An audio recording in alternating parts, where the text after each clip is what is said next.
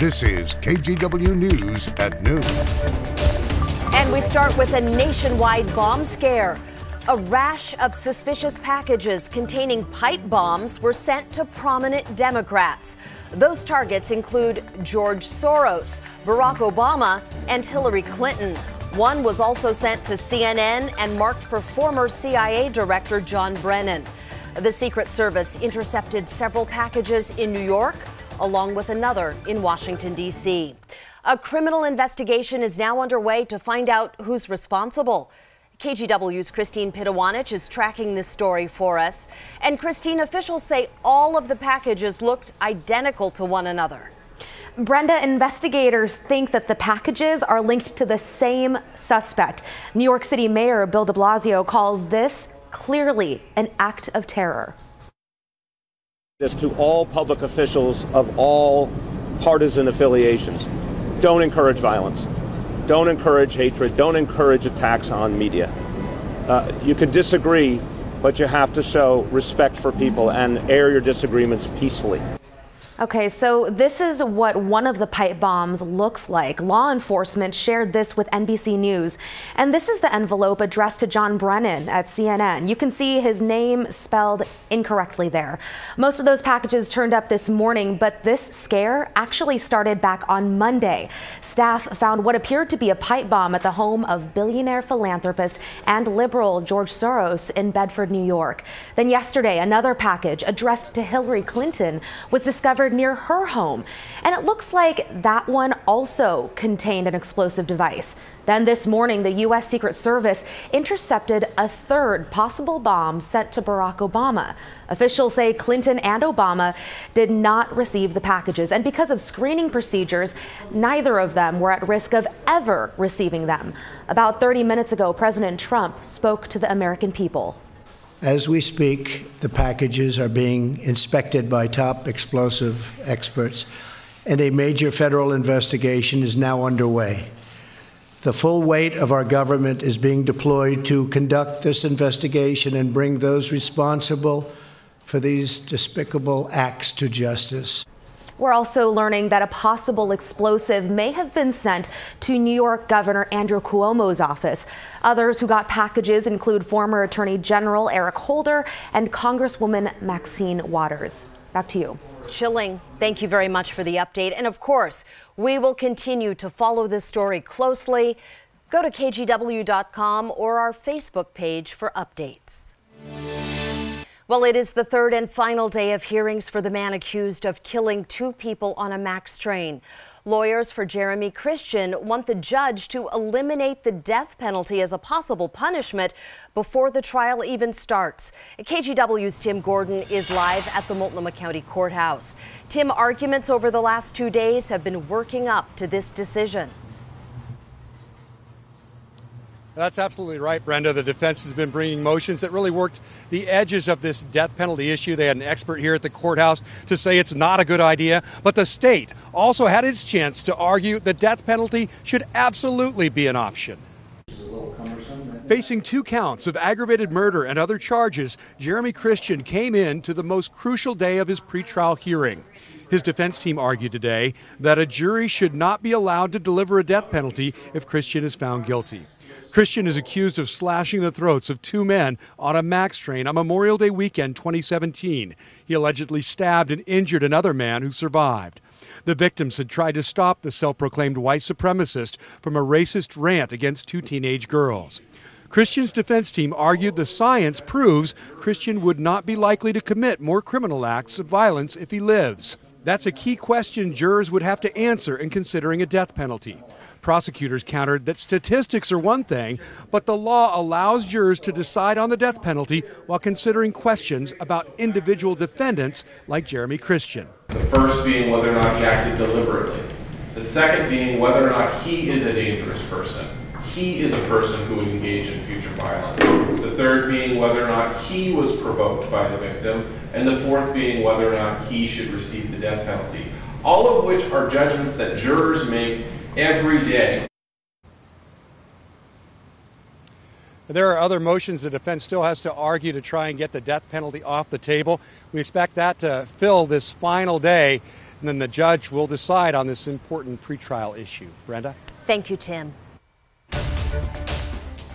A big cleanup is underway in Mexico. Hurricane Willa slammed into the country's Pacific coast overnight as a powerful Category 3 storm. It took down trees and knocked out power and tore off roofs. Willa has weakened to a tropical storm, but it could still cause headaches here in the U.S. Parts of Texas and the Florida Panhandle are bracing for wind and rain. The city of Austin is already hurting. Torrential rain last week dredged up so much silt and debris that Austin is now under a boil water order. I'm not going to go completely crazy. I just want to make sure that I have water at work and I have water for my son and some water at home. Meanwhile, along Florida's Panhandle, homeowners are still cleaning up after Hurricane Michael a few weeks ago. And now let's get to our local weather forecast, beginning with a live look over downtown Portland from our Rose City Skycam. Rod, we see lots of gray clouds out there. Are we going to get wet? No, I thought you were going to ask me a more difficult question. That one's actually easy. Thank you. We do not believe these clouds contain any moisture that would turn into rain. So your plans this afternoon are absolutely fine. But you can see the cloud flow keeps coming. The only question is, will we get some breaks in these clouds? And you see where this is picking up far away from the radar site, what looks to be some light rain. I just checked. Nobody's reporting anything reaching the ground. You might see some virga, in the distance, but we just don't think we ever feel a raindrop. Here's the camera from the Astoria column. Very overcast skies up on the north coast. Temperature there 54 degrees. Similar scene out over the Reserve Vineyards and Golf Club at lunchtime, 56 degrees there. And Brenda already showed you this vantage point. We are at 59.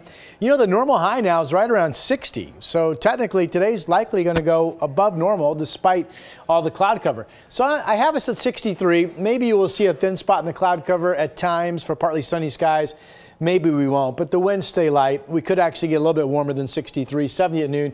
There's a shower chance this evening, but that's looking like maybe a sprinkle or not. Brenda, I will tell you, I keep adjusting the timing of rain this weekend, and I've done it again. That updated 7-day forecast is coming up. Can't wait to hear it. Thank you, Rod. Okay, you guys, take a look at this. New surveillance video shows a violent robbery at the Lay Low Tavern in Southeast Portland. Masked intruders with guns and tasers forced employees to hand over cash. The robbery happened just after 2:30 in the morning last Friday. Cameras show 3 masked suspects sneaking into the bar through a covered patio. People inside, they dropped to the ground. No one got hurt. The suspects emptied the register and got away. Now, there is no great description of these suspects, but if you know anything, you're asked to contact Portland Police. Scary stuff. We are learning a little bit more about plans to honor Portland grandmother Marcine Herink. Her family is holding a celebration of life in 2 weeks. She was a mother and a grandmother who volunteered regularly and was very involved in her church. Marcine's disappearance made headlines all across Portland. A lot of people helped look for her. They handed out those flyers. So her family is inviting the public to her service. The celebration of life is Saturday, November 10th at Crossroads Community Church on Northeast 102nd Avenue. It starts at 2 p.m. Marcine's accused killer, registered sex offender Timothy Mackley, is due back in court in 2 weeks. Police found Herink's body in the trunk of his car 1 month ago today. This noon, we have a health alert for you. The Washington Department of Health confirmed the state's first flu-related death of the season. The department said the victim was a Pierce County man in his 40s who already had chronic health concerns. They urge everyone to get a flu shot to protect yourself and others. Last year's flu season was a tough one, with 36 states, including Oregon and Washington, reporting widespread flu activity. In northern New Jersey, there are now 7 children dead and a dozen others in intensive care after a virus broke out at a rehab center. Health officials say there are 18 cases of adenovirus at that facility. That specific strain is associated with serious respiratory issues. The outbreak is affecting kids with severely compromised immune systems. It's hard to get rid of when it gets in a closed environment like a dormitory, a rehab center, or a nursing home facility like this is. Once it's in there, it can stick on surfaces, it's hard to clean off, and it's very easy to spread from person to person. For now, the facility is not allowed to accept new patients. It was cited twice in recent years for health code violations. With the midterms less than 2 weeks away, President Trump is back on the campaign trail in Wisconsin. As NBC's Tracy Potts reports, he's talking about two hot-button issues: immigration and taxes. President Trump heads to Wisconsin today for another rally. You're going to find Middle Eastern, you're going to find everything. After admitting there's no evidence that Middle Easterners are infiltrating a caravan of migrants headed for the border. There's no proof of anything. There's no proof of anything. But they could very well be. The implication that people who want to hurt Americans are trying to sneak into the country. These people are hardworking people. They want to go over there and work. In fact, a former senior intelligence official tells NBC Middle Eastern and African immigrants make up less than 1% of border arrests last year.